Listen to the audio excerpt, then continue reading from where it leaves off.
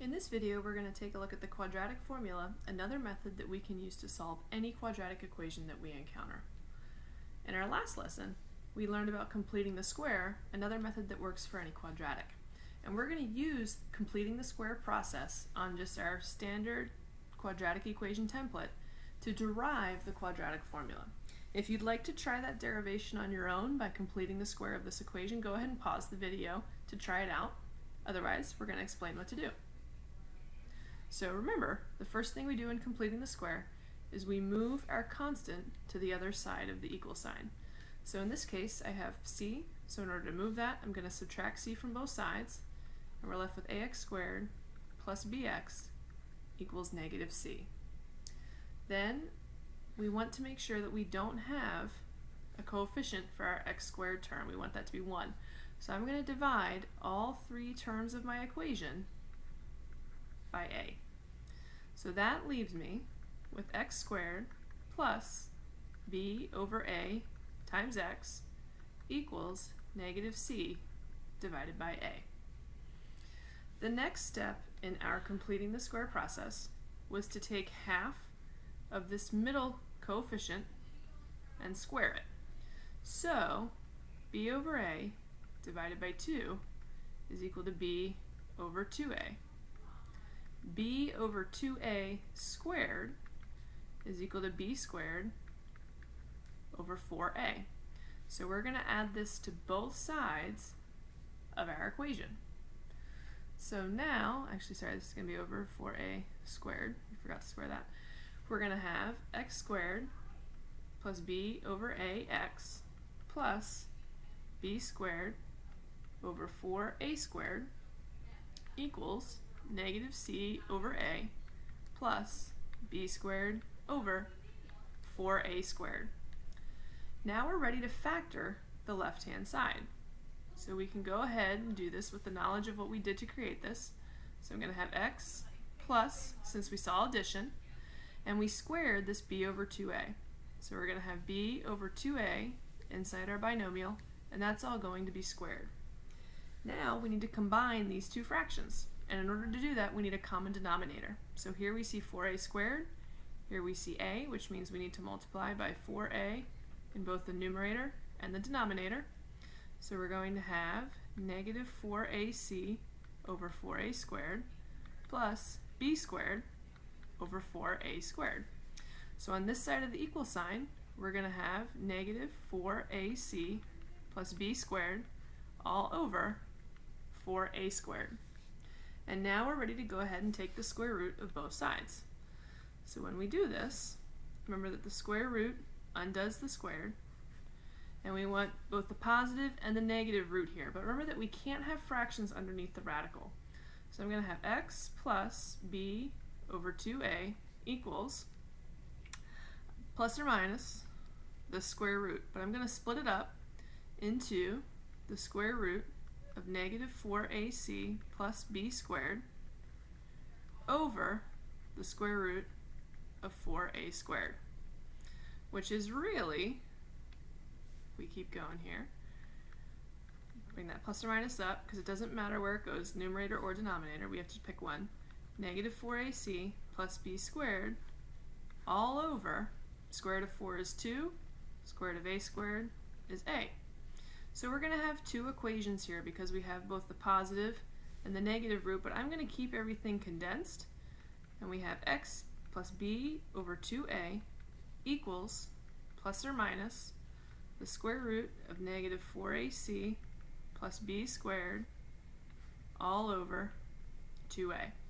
The last step is to subtract that b over 2a from both sides, so we end up with x equals negative b over 2a plus or minus the square root of negative 4ac plus b squared all over 2a. Now you may recognize part of this solution. This negative b over 2a is our axis of symmetry. And if I think about a parabola, the axis of symmetry sits right in between my two zeros. So in order to find the zeros, we take the axis of symmetry, we add a certain amount to it to get the 0 on the right, and we subtract a certain amount to it to get the 0 on the left. So this is kind of a split apart version of the quadratic formula, but if you look, we can see that both of these fractions have a common denominator of 2a.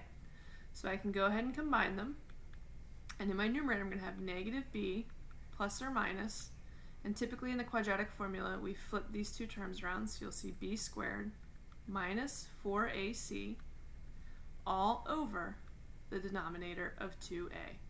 So for any quadratic equation, this will give you the solutions to that equation because we solved it for any real numbers a, b, and c.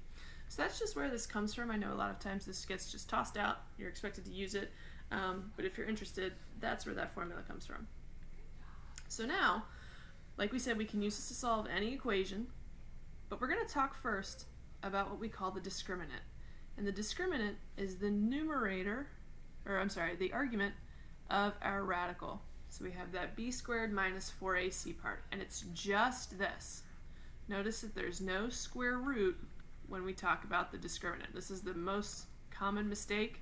Discriminant does not have a square root attached.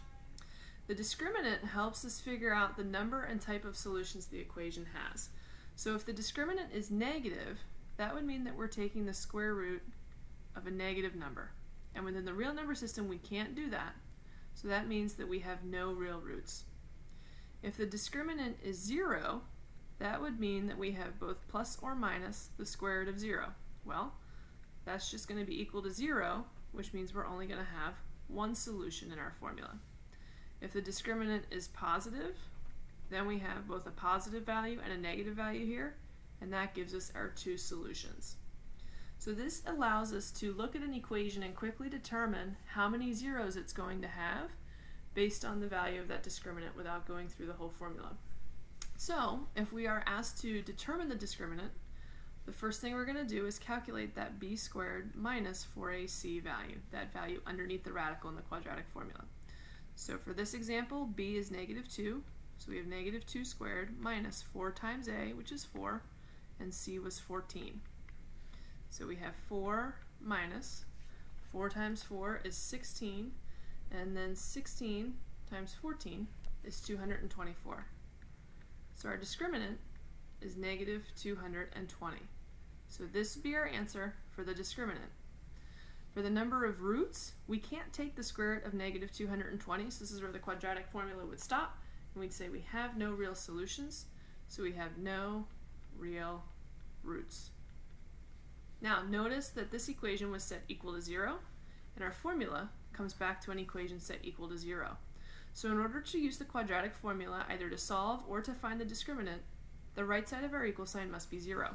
So before I can do anything with this equation, I need to move the 12 over to the left-hand side. So we're going to have 3x squared plus 10x minus 12 equals 0. Go ahead and pause the video and see if you can identify both the discriminant and the number of real roots. Alright, so we substitute in, we get a discriminant of 244, which means that we have 2 real roots. Some people also take the classification of roots one step further, determining whether they're rational or irrational. If the discriminant is a perfect square, that means that we're going to get an integer when we take the square root. If it's not a perfect square, we're going to get an irrational number here, which means that our roots would be irrational. Now we're going to use the quadratic formula to go ahead and solve for these solutions. And sometimes we have equations that can't be solved by factoring. We could complete the square, but it's not necessarily going to be easy or neat, and we have to do an estimate. And factoring, this should say graphing because we have factoring twice, and graphing is not going to be helpful. So this helps us find the exact location of those roots. So again, I can use my formula to solve this equation. The quadratic formula is one that's going to show up on your formula sheet, but you just want to make sure you're familiar with it as well, and most people pick up on it pretty quickly. So we're going to solve x equals, pen lost it here, here we go. So we have x equals negative b, which is 7, plus or minus the square root of 7 squared, minus 4, a is 1, c is 5, close off my square root, and that's all over 2 times a is 1. And again, you always want to make sure that you show your substitution step. So now we have 7 or negative 7 plus or minus the square root of 49 minus 4 times 1 times 5 is 20 all over 2 times 1 is 2. So negative 7, we just keep simplifying, plus or minus the square root of 29 all over 2. And this is as far as we can go here, all right? The square root of 29 can't be broken down any further, so we could actually leave our answer just like this in exact form. Go ahead and pause the video and try this problem on your own. All right, so let's go ahead and check your work. We substitute our values in, so remember we had an a of 11, a b of negative 4, and a c of positive 9. So we have that negative b out in front. Negative negative 4 turns out to be positive 4. B squared was 16, and then minus 4ac. 4ac is 396. So inside the radical, we get a negative discriminant. And as soon as we have a negative discriminant, that means that our equation has no solution. So in set notation, we would have the empty brackets. All right, go ahead and pause the video and try this example. All right, so again, for this one, we want to make sure that we move this 8 to the other side to get 0 on the right-hand side of the equal sign. And some people will jump right in, substitute their values, solve, and we end up with negative 1 and 4. Others, since this is an equation, will reduce their terms a little bit to make the numbers smaller, since each of these values is divisible by 2. And you'll notice that as we do that, we end up with the same solution. Remember that when we're dealing with fractions that have addition or subtraction in the numerator or denominator, if there is a common factor across all 3 values, we can reduce by that common factor. So 6 plus or minus 10 over 4 has 3 numbers that are divisible by 2. So if we do that division, we would end up with 3 plus or minus 5 over 2, which is the fraction that we got when we reduced by 2 in the very beginning. All right, go ahead and pause the video and try the last example on your own. All right, so again, we start by moving that constant over, so we get our 0 on the right-hand side of the equal sign. We substitute our values in, and we go ahead and start evaluating. For our discriminant, we get 160, and we want to completely simplify the square root of 160. So this is where we need to know how to use our radicals, and that's going to be equivalent to the square root of 16 times the square root of 10. Square root of 16 is 4. Square root of 10 can't be broken down, so we're left with 4 root 10 for that radical.